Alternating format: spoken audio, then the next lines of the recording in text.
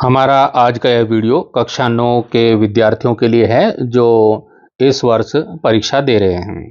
तो आज की वीडियो में हम कक्षा 9 हिंदी की एक पूरक पुस्तिका है कृतिका। कृतिका से अति महत्वपूर्ण प्रश्नों के उत्तर लेकर हम यहाँ पर उपस्थित हुए हैं। हमारे इस वीडियो में इम्पोर्टेंट क्वेश्चन के आंसर आपको मिलने वाले हैं जो आपकी परीक्षा में आपकी बहुत हेल्प करने वाले हैं। हमारे वीडियो में प्रश्नों के उत्तर सरल भाषा में आपको मिलेंगे, जिसको कि आप एक दो बार जब वीडियो देखेंगे तो आपको साथ में वो याद भी हो जाएंगे। तो इस वीडियो को आप अच्छे से देखें, अपने दोस्तों में भी शेयर करें और चैनल को सब्सक्राइब कीजिएगा। आइए प्रश्नों के उत्तर देखते हैं। कृतिका में केवल 2 पाठ महत्वपूर्ण हैं। जो हमारा पहला पाठ है वो है इस जल प्रलय में, और इसके लेखक हैं फणीश्वरनाथ रेणु जी। तो इसमें 4-5 प्रश्न जो महत्वपूर्ण हैं इनको आप तैयार कर लीजिएगा। पहला प्रश्न है कि बाढ़ की खबर सुनकर लोग किस तरह की तैयारी करने लगे। दूसरा है मृत्यु का तरल दूत किसे कहा गया और क्यों कहा गया है। तीसरा है खरीद बिक्री बंद हो चुकने पर भी पान की बिक्री अचानक क्यों बढ़ गई थी। और चौथा है बाढ़ पीड़ित क्षेत्र में कौन कौन सी बीमारियों के फैलने की आशंका बनी रहती है। और 5वां प्रश्न है नौजवान के पानी में उतरते ही कुत्ता भी पानी में कूद गया, दोनों ने किन भावनाओं के वशीभूत होकर ऐसा किया। आइए इन प्रश्नों के उत्तर देखते हैं। हमारा पहला प्रश्न है कि बाढ़ की खबर सुनकर लोग किस तरह की तैयारी करने लगे। तो बाढ़ की खबर सुनकर लोग अपनी सुरक्षा के लिए आवश्यक वस्तुएं जुटाने लगे। उन्होंने ईंधन, आलू, मोमबत्ती, दिया सलाई, पीने का पानी और सूखा भोजन जैसी चीजें इकट्ठा की। वे सुरक्षित स्थानों की तलाश में जुट गए। एक बहुत ज्यादा महत्वपूर्ण प्रश्न आता है, बहुत ही इंपॉर्टेंट प्रश्न है ये। मृत्यु का तरल दूत किसे कहा गया है और क्यों। तो इसका सरल सा उत्तर आपके सामने है कि मृत्यु का तरल दूत बाढ़ के पानी को कहा गया है। यह विनाशकारी रूप में आता है और अपने साथ तबाही लेकर आता है। यह लोगों के घरों, फसलों और जीवन को नष्ट कर देता है, इसलिए इसे मृत्यु का तरल दूत कहा गया है। बहुत महत्वपूर्ण प्रश्न है, याद अवश्य कीजिएगा। फिर प्रश्न आता है कि खरीद बिक्री बंद हो चुकने पर भी पान की बिक्री अचानक क्यों बढ़ गई थी। तो उसका क्या कारण था, वो कारण आप जान लीजिए कि बाढ़ के खतरे के कारण जब शहर में खरीद बिक्री बंद हो गई, तब भी पान की दुकानों पर भीड़ लगी रही। पान की दुकानों पर लगे रेडियो बाढ़ की ताजा खबरें सुना रहे थे। तो लोग बाढ़ की स्थिति जानने के लिए कि बाढ़ का पानी कहां तक पहुंचा, यह जानने के लिए पान की दुकानों पर इकट्ठा हो रहे थे। इस वजह से पान की दुकानों पर भीड़ बढ़ गई थी। लोग बाढ़ की स्थिति के बारे में जानने के लिए उत्सुक थे, रेडियो में सुन रहे थे, क्योंकि उस समय रेडियो ही ज्यादा चलता था जब का ये पाठ है लिखा हुआ। तो वे पान खाते हुए रेडियो पर खबरें सुनकर समय बिता रहे थे। लोग पान खाते हुए आपस में बाढ़ की स्थिति पर बातचीत कर रहे थे, और बाढ़ के कारण लोग तनाव में भी थे, टेंशन में भी थे। तो अब टेंशन में क्या, कुछ ना कुछ तो टेंशन में करना ही पड़ता है। तो वो क्या कर रहे थे, पान का सेवन कर रहे थे। टेंशन में, तनाव में थे, तो पान का सेवन करने से उन्हें कुछ राहत मिल रही थी। इस प्रकार पान की दुकानों पर रेडियो और बाढ़ की खबरों ने लोगों को आकर्षित किया, जिससे कि पान की बिक्री में वृद्धि हुई। अब प्रश्न आता है, इंपॉर्टेंट प्रश्न है कि बाढ़ पीड़ित क्षेत्र में कौन कौन सी बीमारियों के फैलने की आशंका बनी रहती है। तो बाढ़ पीड़ित क्षेत्र में हैजा, मलेरिया, डेंगू, टाइफाइड और त्वचा संबंधी स्किन की प्रॉब्लम ना बीमारियों के फैलने की आशंका बनी रहती है। और बाढ़ के पानी में गंदगी और कीटाणु होते हैं जो इन बीमारियों का कारण बनते हैं। 2-4 बार यह प्रश्न भी पूछा गया है परीक्षाओं में, इसलिए मैंने इसको भी ऐड कर दिया है। नौजवान के पानी में उतरते ही कुत्ता भी पानी में कूद गया, दोनों ने किन भावनाओं के वशीभूत होकर ऐसा किया। तो इसका उत्तर हो जाएगा कि जब बाढ़ के पानी से लोगों को नाव के द्वारा बाहर निकाला जा रहा था, तब एक नौजवान अपने कुत्ते के साथ नाव में बैठने के लिए आया, परंतु लोगों ने कुत्ते के साथ उसे नाव में बैठने से मना कर दिया, नाव में उसको नहीं बिठाया।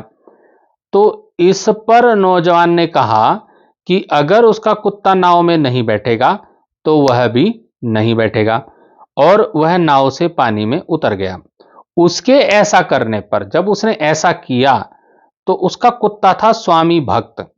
उसके ऐसा करने पर कुत्ता भी स्वामी भक्ति दिखाते हुए नाव से नीचे कूद गया। उसने उसने भी कहा हमारा मालिक नहीं जाएगा तो हम भी नहीं जाएगा। तो इस घटना में नौजवान ने अपने कुत्ते के प्रति अगाध प्रेम और वफादारी दिखाई। उसने लोगों के विरोध के बावजूद अपने कुत्ते का साथ नहीं छोड़ा। वहीं कुत्ते ने भी अपने स्वामी के प्रति अटूट स्वामी भक्ति का परिचय दिया। उसने अपने स्वामी को अकेला नहीं छोड़ा और उसके पीछे पीछे पानी में कूद गया। यह घटना मनुष्य और पशु के बीच के अटूट बंधन और वफादारी को दर्शाती है। जैसा कि मैंने पहले ही बताया कि दो ही पार्ट इसमें महत्वपूर्ण हैं। तो दूसरा पार्ट है रीढ़ की हड्डी। ये जगदीश चंद्र माथुर जी का लिखित पाठ है। तो इसका प्रश्न है कि राम स्वरूप का अपनी बेटी को शिक्षा दिलवाना और विवाह के लिए छिपाना, यह विरोधाभास उसकी किस व्यवस्था को प्रकट करता है। दूसरा प्रश्न है कि गोपाल प्रसाद विवाह को बिजनेस मानते हैं और राम स्वरूप अपनी बेटी की उस शिक्षा को छिपाते हैं। क्या आप मानते हैं कि दोनों ही समान रूप से अपराधी हैं? अपने विचार लिखिए। या फिर प्रश्न आता है शंकर जैसे लड़के, उमा जैसी लड़की, समाज को कैसे व्यक्तित्व की जरूरत है? तर्क सहित उत्तर दीजिए। फिर आता है रीढ़ की हड्डी शीर्षक की सार्थकता स्पष्ट कीजिए। तो ये 4 प्रश्न महत्वपूर्ण हैं, इनके उत्तर देखते हैं। तो इसमें जो पहला प्रश्न है कि राम स्वरूप का अपनी बेटी को उच्च शिक्षा दिलवाना और विवाह के लिए छिपाना, यह विरोधाभास उनकी किस व्यवस्था को प्रकट करता है? तो इसका उत्तर हो जाएगा कि राम स्वरूप का अपनी बेटी को उच्च शिक्षा दिलवाना और विवाह के लिए छिपाना, यह विरोधाभास उनकी सामाजिक व्यवस्था को प्रकट करता है।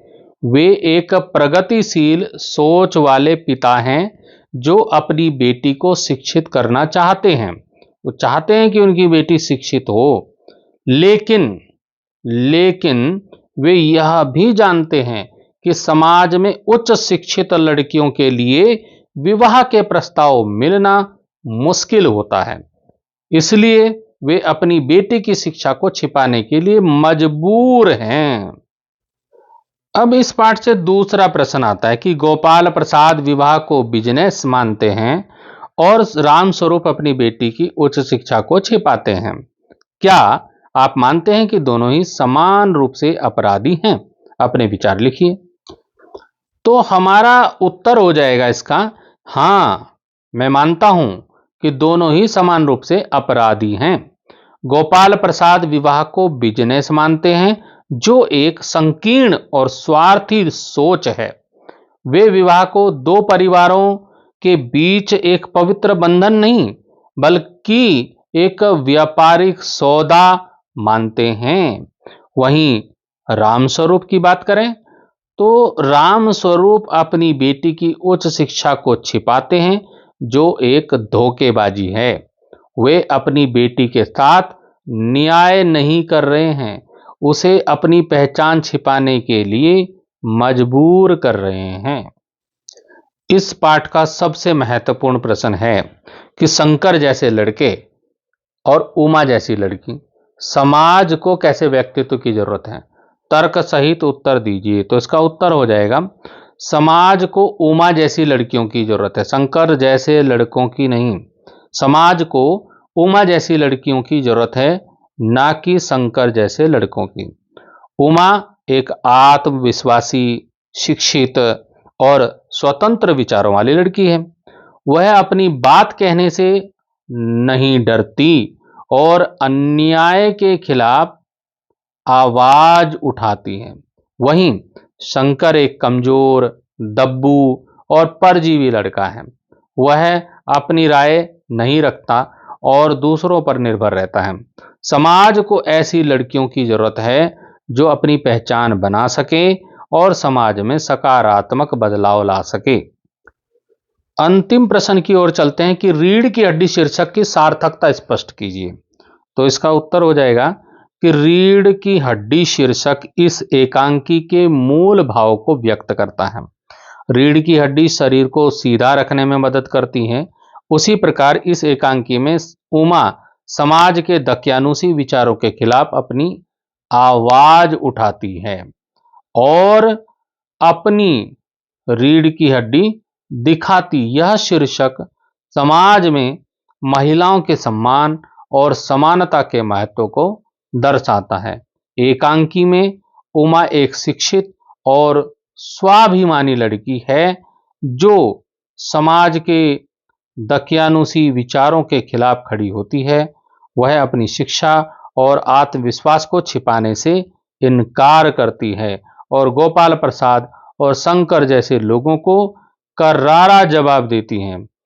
उमा का यह साहस और दृढ़ निश्चय ही रीढ़ की हड्डी शीर्षक की सार्थकता को दर्शाता है। तो निष्कर्ष रूप में हम कह सकते हैं कि यह एकांकी समाज में महिलाओं की स्थिति और उनके संघर्षों को उजागर करती है। यह हमें यह सोचने पर मजबूर करती है कि क्या हम वास्तव में एक ऐसे समाज में रहते हैं जहां महिलाओं को समान अधिकार और सम्मान मिलता है। तो इस वीडियो में हमने कक्षा 9 हिंदी की पूरक पुस्तक कृतिका के अति महत्वपूर्ण प्रश्नों के उत्तर देखे। हमने क्षितिज पुस्तक जो कक्षा 9 की है उसके काव्यखंड के लिए अलग से प्रश्न उत्तर तैयार किए हैं महत्वपूर्ण। उसके लिए अलग वीडियो आपको इस चैनल पे मिल जाएगा। गद्य खंड के प्रश्न उत्तर के लिए अलग वीडियो मैंने इसमें दिया है और उत्तराखंड बोर्ड के विद्यार्थियों के लिए संस्कृत विनोदिनी के प्रश्न उत्तर भी मैं आपको इसी चैनल पर उपलब्ध कराऊंगा। तो आप मेरे साथ बने रहें, चैनल को सब्सक्राइब करें। सभी प्रश्नों के उत्तर आपको यहां पर मिलने वाले हैं। तो मेरी ओर से आपको परीक्षा के लिए हार्दिक हार्दिक बधाइयां, शुभकामनाएं। Good luck for exam. Thank you.